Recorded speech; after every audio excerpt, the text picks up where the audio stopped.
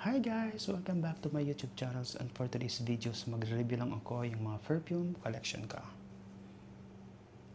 Una-una, ito gusto ko muna itong i-introduce sa inyo ang aking favorite perfume. Isa sa mga nagustuhan ko yung summer niya guys. Ito siya.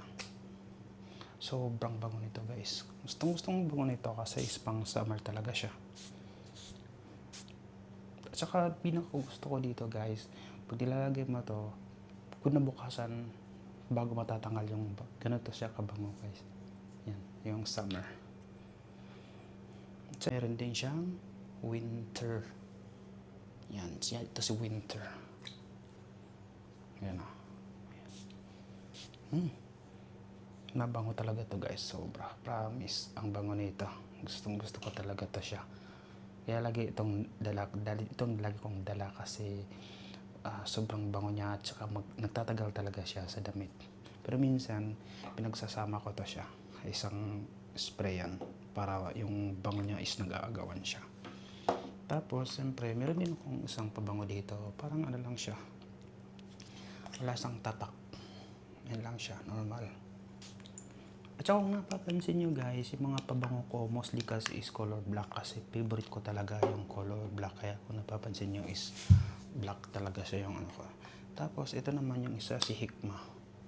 Ito, gustong gusto ko rin. Paunti na lang siya guys. So, kasi lagi ko itong ginagamit. Ito, paunti na lang siya. Si Hikma. Siyempre of course, meron tayong si Ghazal Aswad. Mabango din to siya guys. At saka gusto kong lagayan niya.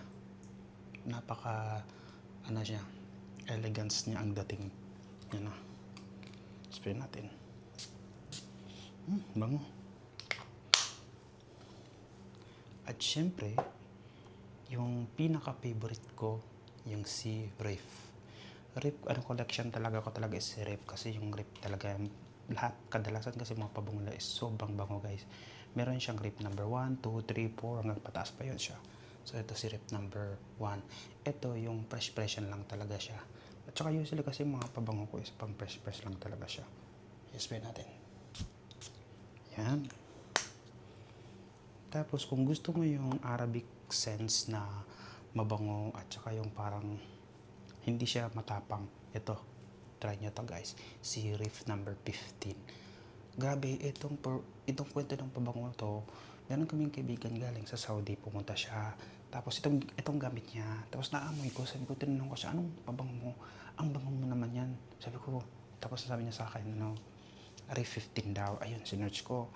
Tapos sinearch ko rin kung saan pwedeng mabili. Matagal ko pa bago siya nabili. Kaya ito siya guys, Reef 15. Kung gusto niyo talaga yung long lasting, nire-recommend ko to, itong Reef 15. Kahit sino nagugustuhan talaga to. Lagi akong tinatanong ng mga tao ano daw yung perfume ko. Especially kung itong gamit ko guys. Yan. Tapos meron din ako mga pang fresh-freshan. Wala siyang tatak. Parang nire-refill ko lang siya dito. Yan o. Pero minsan guys, ang ginagawa ko dito sa pag nagpapabango ko, lahat naman nandito, pinagsasabay ko siya sa katawan ko. Kaya minsan sobrang tagal niya natanggal kasi mostly kasi is napaka long lasting lahat ng mga yan. So mga kinabukasan pa, hindi siya natatanggal talaga. Tapos meron din akong isang dito sa bottle na re-refill. So nilagay ko to is yung fresh nito. Ang parang sa bagong ligo lang.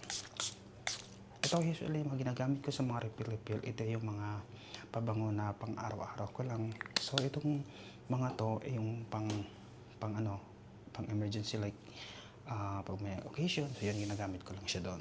So pang ito pang araw-araw ko. At meron din siyang Reef na Bluest. Ito, mabango din to siya. Yung nito, yung amoy nito para siyang amoy ng aficionado. Ito. Bango. Ito siya. Tapos ito din yung Reef din siya pero Peshka. Pero yung sense nito, it's pang babae talagang amoy nito. Pero gustong gusto ko rin to talaga. Ayan o. Ayan. Ito yung mga perfume collection ko. The rest, ito yung sa mga mukha ko. Tapos ito yung sa mga buhok. Ayan o, meron ako pang buhok buhok din. Lagi ko ginaganyan ko siya. Yan. Gusto ko lang ipipress mo lang siya. Yan, para sa buhok yan. Yan. So that's all for today's videos guys. Sana nagustuhan nyo itong aking videos. And don't forget to subscribe to my YouTube channels. See you guys. Thank you so much. Bye-bye.